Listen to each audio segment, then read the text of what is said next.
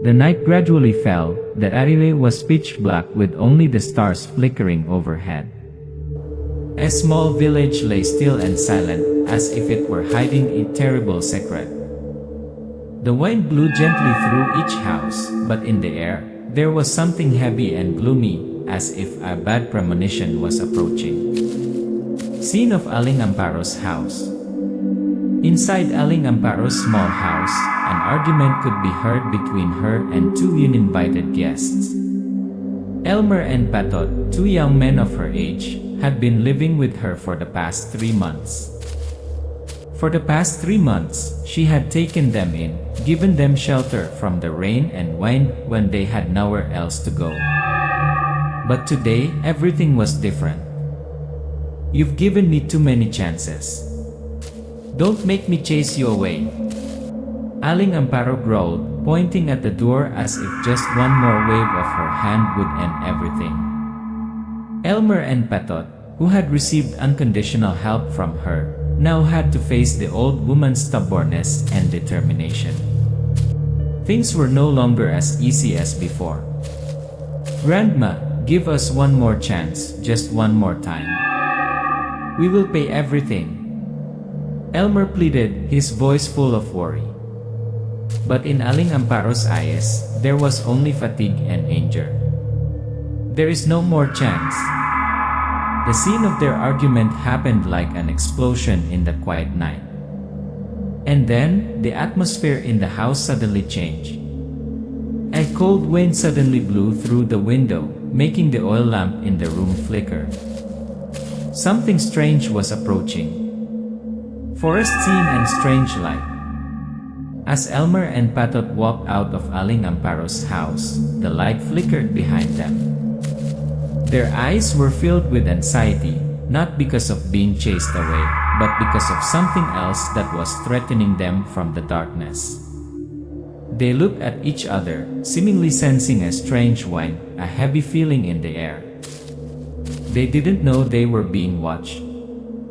But the scariest thing was, they didn't know how, didn't know why, but there was something in the darkness that made their hearts pound more violently than ever.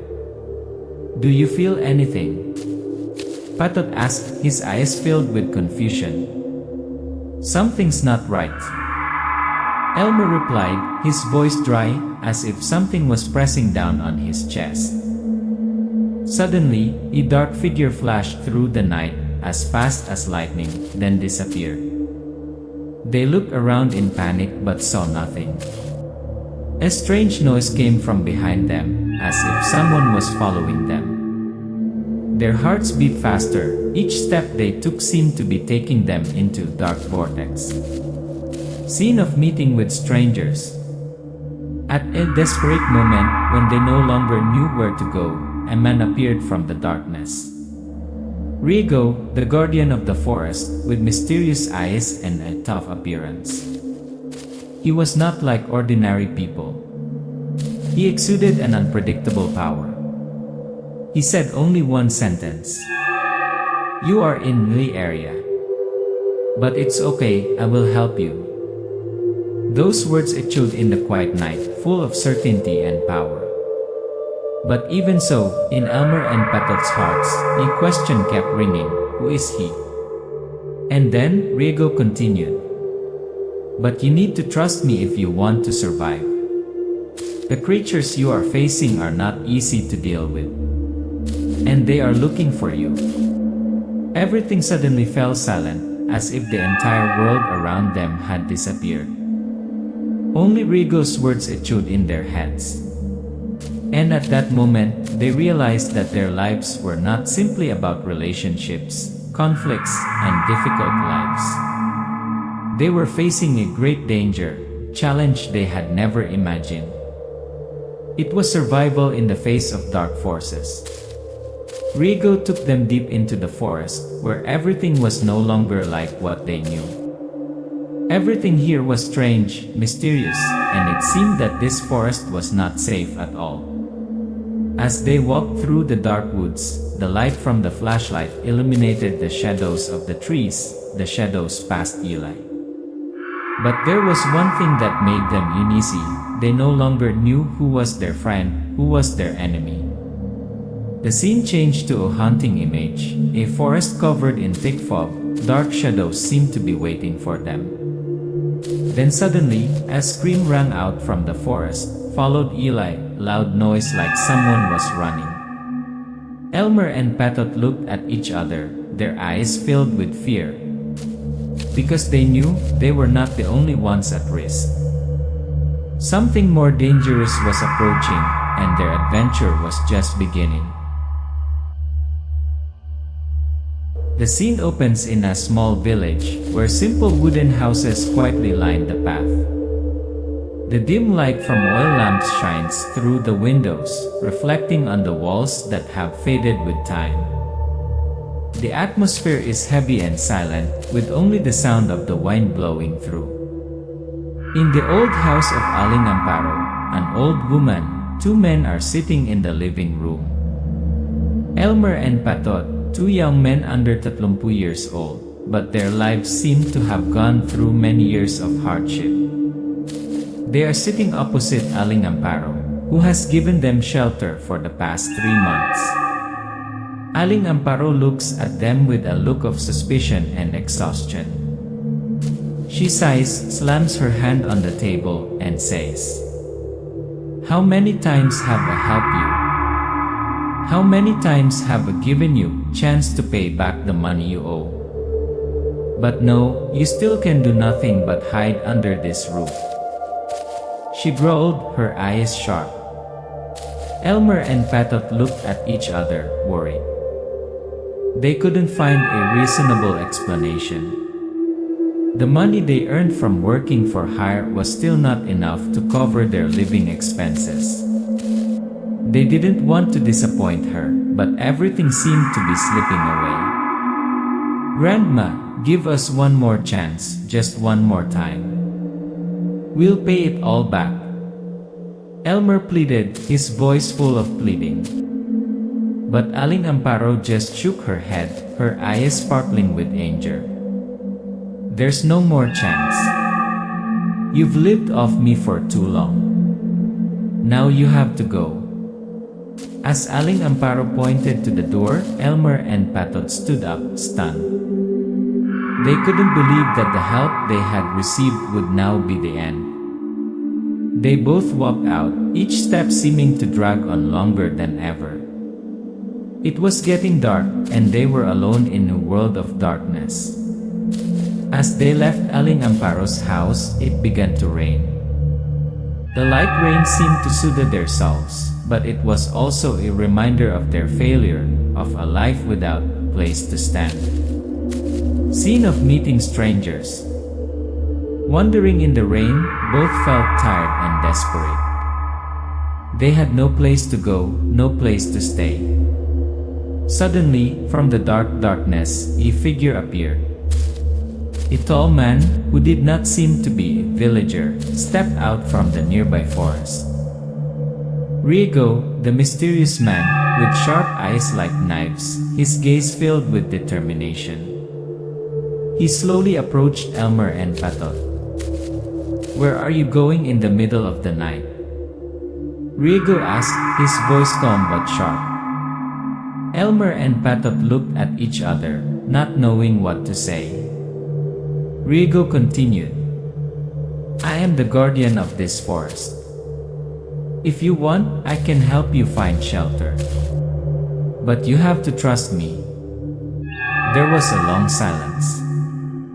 Riego did not rush, just stood there, as if waiting for the two strangers to agree. There was a mysteriousness in his words, an undeniable determination.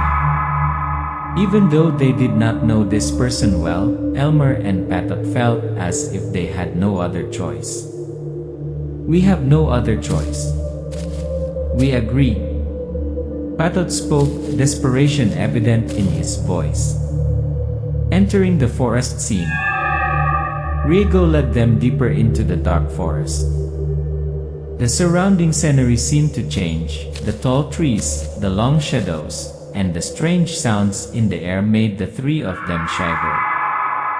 However, there was one thing that Elmer and Patot could not understand: they no longer felt safe. There seemed to be a strange presence around them. The feeling of being watched grew stronger. Elmer looked at Patot, his eyes filled with worry, but he didn't dare to speak. Riego continued to walk ahead, as if he was familiar with this forest. With each step they took, the forest wind blew, carrying the smell of damp earth, but also a reminder of the unknown things that awaited them ahead. Then suddenly, a strange noise rang out in the forest, as if someone was moving and watching them from the darkness. Elmer stopped, his heart pounding. Patot also sensed something strange. His eyes turned to Riego, but the man remained calm, as if he was used to these things. The forest became eerily silent. Only their footsteps and the patter of rain on the leaves remained. With every step they took, it seemed that not only was Riego leading the way, but something else, invisible creatures, was watching. Secrets awaited them, but would they have the courage to face them? The feeling of being watched grew stronger with each step Elmer and Patot took. They knew that their lives would never be the same again. Night fell quickly, surrounding them in thick darkness. The rustling of leaves underfoot and strange noises from afar added to the tension in the air. Elmer and Patot continued to follow Riego, the only guide in this gloomy forest. The two of them could not understand why this forest felt different, as if there was an invisible force surrounding it. As they advanced deeper into the forest, a cold wind blew through, and the air suddenly became thick, as if something threatening was waiting to appear. The dry branches creaked as if someone was watching their every step. Elmer began to feel unsafe, as if this surrounding space no longer belonged to the normal world. Mysterious scene in the forest. Riego stopped, turned his head to look at his two companions. He looked deep into their eyes. His cold gaze seemed to see through all the secrets. We're deep in the jungle, and this is no safe place for those who don't understand its laws. Riego said, his voice calm but serious. Patot looked around, his eyes unable to leave the dense trees, the dark shadows moving back and forth. Is there anything strange here? Patot asked, his voice filled with doubt. Riego sighed, his eyes stopping at a large, ancient tree, its trunk strangely curved, covered in moss. This is where creatures that don't belong to our world live. We call them Aswangs. Elmer was startled. Aswangs? He remembered the stories his grandmother had told him when he was a child. Bloodthirsty, ghostly, shape-shifting creatures were the terror of many Filipinos. But he couldn't believe that they actually existed. Riego continued, his voice a warning. These creatures can hide in any form. They not only exist in the dark, but also in the shadows of familiar shapes. Scene of strange creatures appearing. At that moment, a strange noise rang out from the darkness, as if someone was moving very quickly in the forest. Elmer and Patot turned their heads, their eyes wide with fear. But when they looked, there were only shadows and darkness. Chuckle rang out, making the hairs on both of their necks stand up. It was not a human laugh. The laughter seemed to come from another creature, not a human. They're coming, Riego whispered. The three of them immediately retreated, hiding behind a large rock. Suddenly, from the darkness, a tall figure stepped out. Its eyes were bright, the faint light reflecting off the strange scars on its body. It was an Aswang, no doubt about it. Elmer and Patot held their breath, not daring to move. The monster stepped closer, its nose sniffing the air as if searching. It stopped right in front of them, its eyes red as fire, its lips curled into a provocative smile. "We have to move now." Riego pulled Elmer and Patot, signaling them to be quiet. They left their hiding place, but the Aswang remained standing there, silently observing. Riego's spoiler. After escaping the creature's pursuit, Riego's group arrived at a safer area of the forest. Riego turned to face Elmer and Patot, his eyes shining with undisguised anxiety. "You know, this forest is not only the home of Aswangs, but also the intersection of two worlds." Riego began to explain, his voice becoming thoughtful. "I am the guardian of this forest. My duty is to maintain the balance between the human world and the supernatural world. These creatures cannot enter the human world without our permission. And we, the guardians, must stop them." Elmer and Patot fell silent, listening to every word Riego said. Suddenly, they realized that what they were facing was not just simple monsters, but a war between supernatural forces, a war they had never imagined. Riego looked into the distance, his eyes darkening as he mentioned a name, Mangyir. There was a man named Mangyir. He used to be the guardian of this forest before me. But not long after, he was drawn into dark conspiracies and lost his mind. He cooperated with the Aswang, helping them attack humans. Elmer felt a shiver. Who was Mangyir? And how could someone betray the entire human world? "We have a strained relationship. I can't ignore what he did, and I won't let him continue to destroy this balance," Riego says with determination. The scene ends as Riego's group continues to walk deeper into the forest, facing not only supernatural creatures, but also internal conflicts from the people who once protected the forest. A sense of tension hangs in the air. Elmer and Patot know that their journey has only just begun, and they are entering a world they could not have foreseen. The night suddenly became thicker than ever. The space in the forest became suffocating, as if the darkness itself was swallowing everything. Riego and his group, Elmer and Patot, were standing in an open area, where the towering trees seemed to want to cover everything. The mood of the group was heavy, the atmosphere was tense, as if a storm was about to hit. "We have to act now. Otherwise, it will be too late." Riego spoke, but his eyes could not help but worry, because he knew that the opponents they were about to face were not ordinary creatures. Elmer and Patot looked at each other, uncertain about the plan Riego was proposing. Both of them felt that every decision Riego made now carried great responsibility. However, doubts still arose in their hearts. "We can't just take a risk with such a vague plan." Patot was upset. "We need to calculate more carefully, find their weak points." But Riego just shook his head, his eyes becoming sharp. "Don't hesitate. Things are getting more serious than ever. We won't have any more time if we continue to hesitate." The conflict between Riego and the members of the group became more and more obvious. Elmer felt confused. He didn't know if Riego really understood the situation, or if they were walking into a deadly trap. The battle scene begins. Suddenly, a terrible noise rang out from the distance, the sound of branches breaking, a terrifying scream. And then, they appeared. An army of powerful Aswangs, different from the ones they had encountered before. These creatures were tall, their bodies writhing and morphing constantly, like the nightmare monsters in fairy tales. They were not simply ghosts, they were the embodiment of evil, capable of dragging anyone into their dark world.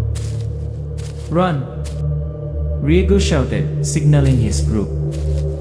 But in Elmer and Patot's minds, anxiety and fear could not be contained. Could they fight these powerful creatures? The group began to fight. Riego drew his sword, the dim light reflecting on his sharp steel blade. The three of them rushed into battle with the Aswangs that were attacking like raging waves. Elmer fought with all his strength, holding a steel rod in his hand, trying to push back the enemy. Patot, although somewhat weak, refused to retreat. He also fought with all his might, although every time he faced an Aswang, his body felt like it was about to collapse. The battle became more and more intense. Wounds gradually appeared on their bodies.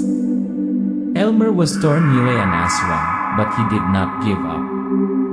Patot was pounced Eli and Aswang, almost dragged into the darkness, but luckily, he escaped thanks to Riego's help. "We can't let them continue like this," Riego shouted. He rushed forward with a powerful blow, stabbing straight into the heart of an Aswang. But just when he thought he had won, a series of other Aswangs continued to appear, more numerous, stronger.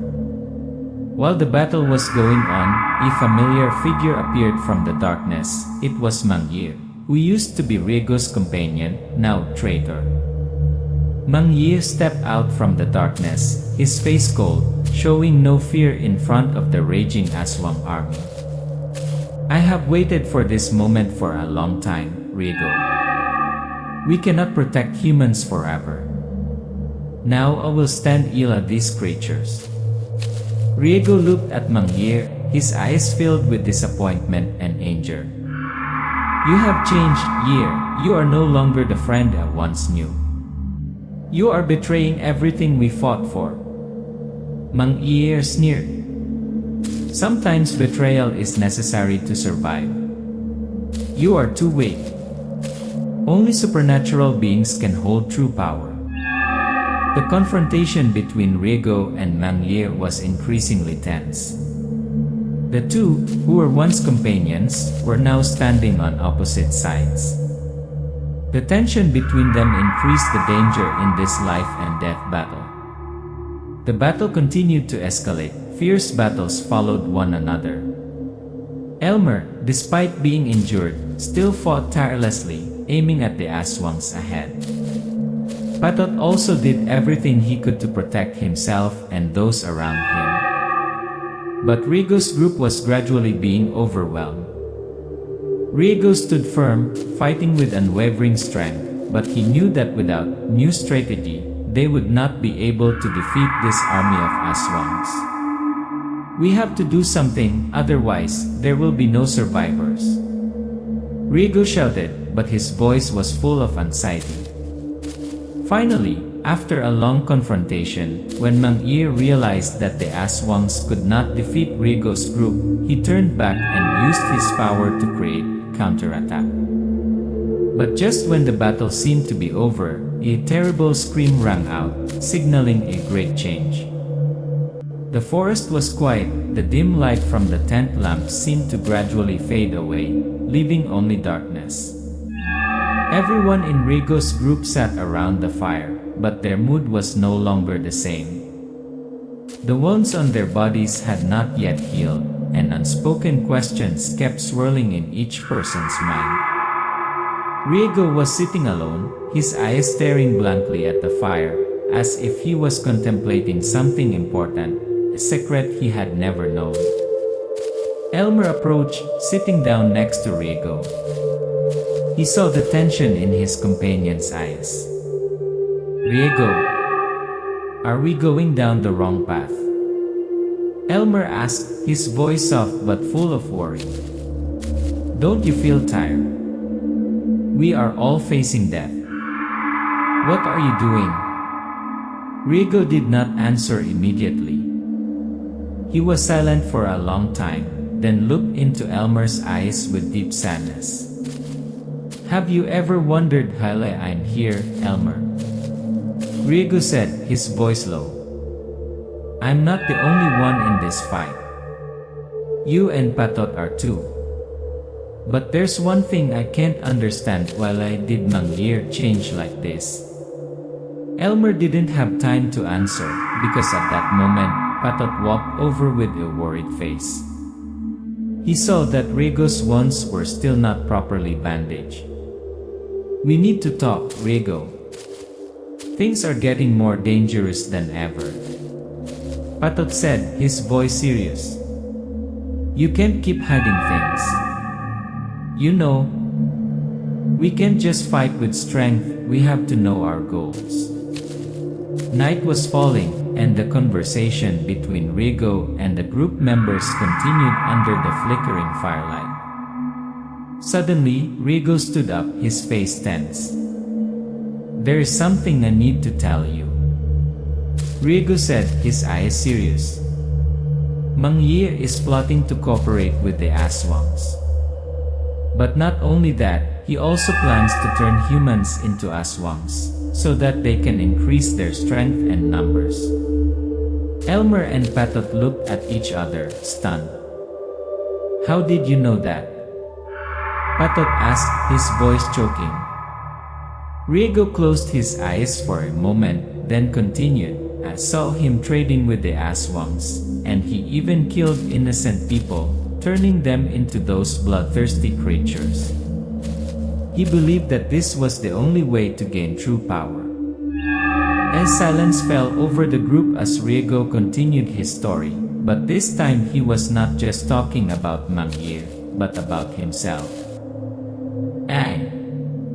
I am not a mere guardian of the forest," Rigo said, his eyes empty. "I am not the only one with this mission. Little Mother was one of the people who protected the forest before me, and she died in battle with these very creatures. She left me a big secret, which did not know until discovered it." Elmer and Patot looked at each other, not believing their ears. They could not understand this. Rigo was not only the protector of the forest, he was also related via blood to the creatures they were fighting. Rigo stood still, painful memories flashing through his mind. Little Mother knew a lot about Mangyir, and it was also trained Eli her to deal with supernatural forces. But never understood why she hid this from me until met Mangyir and these creatures. The conversation became more tense as unspoken questions arose in each person's mind. Elmer began to doubt Rigo's leadership ability. "You say Mangyir is a traitor, but are you sure?" Elmer questioned, his voice wavering. "Maybe he was just doing what was necessary to survive. And now you want us to believe that you are the only one who is right." Patot did not agree either. He stood up, glaring at Rigo. "You did everything for yourself. We fought for each other, but now what?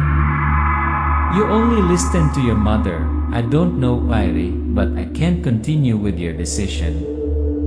Conflict broke out in the group. The three faced each other, tension evident in their eyes and words.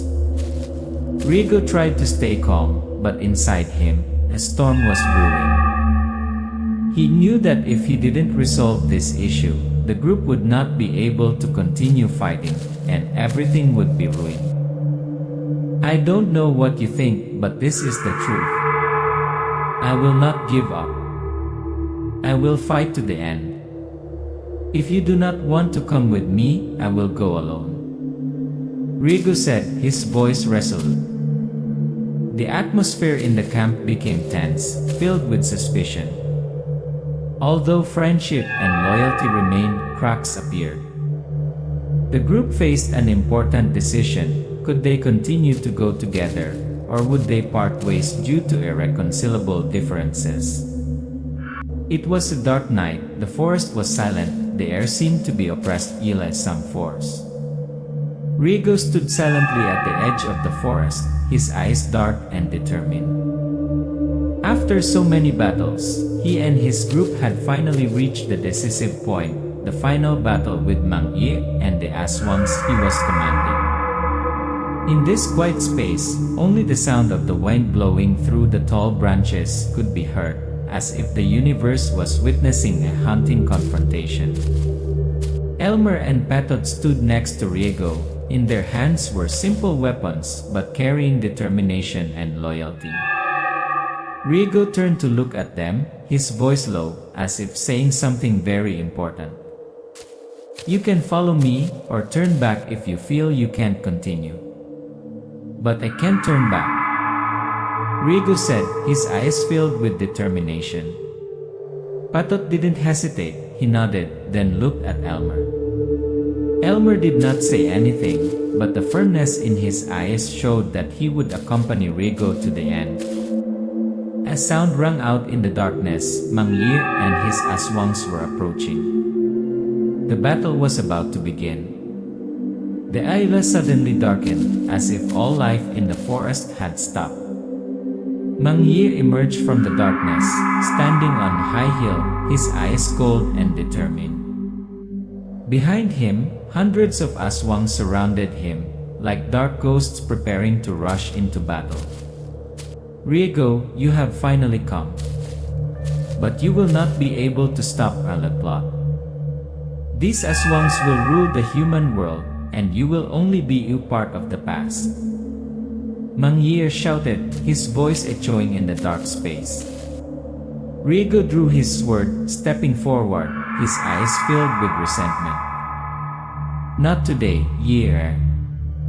I will stop this plot today." Riego's group charged into battle with the Aswang army. The clash of steel, the roar of supernatural creatures echoed in the forest, creating an uncontrollable chaos.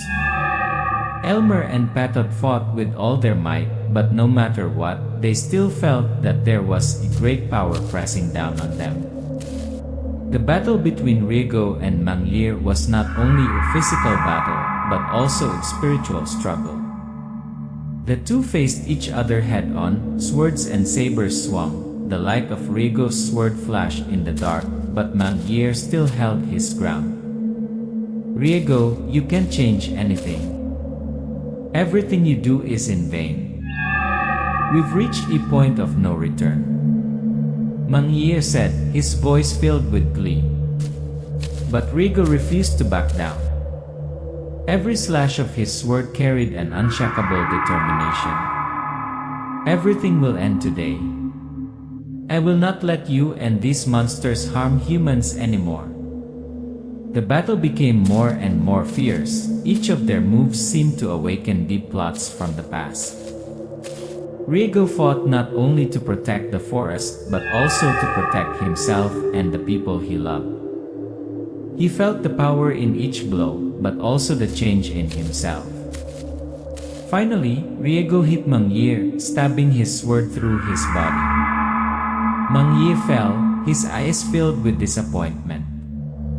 "You won. But this battle is not over," he said, then breathed his last. After Mangyir fell, the remaining Aswangs retreated, but not long after, a terrible wave continued to hit. Riego and his group seemed unable to fight any longer. The group stood firm throughout the battle, but now, they were all exhausted. Patot fell, seriously injured. Elmer struggled too, but they did not give up. "We did our best," Elmer panted, his face covered in sweat and blood. Riego looked into Elmer and Patot's eyes, then nodded. "We won the battle, but this war is not over. We will protect the human world until there are no more threats." The war was not really over. Riego and his group knew that, although they had won the battle with Mangyir and the Aswangs, a new war had begun. They could not rest. They would have to continue protecting humans from these supernatural creatures, and none of them knew what the greatest challenge they would face would be. In the final scene, Riego looked into the darkness ahead, where the light had never reached, and he said to himself, "This war is never over. But we will fight until there is nothing left."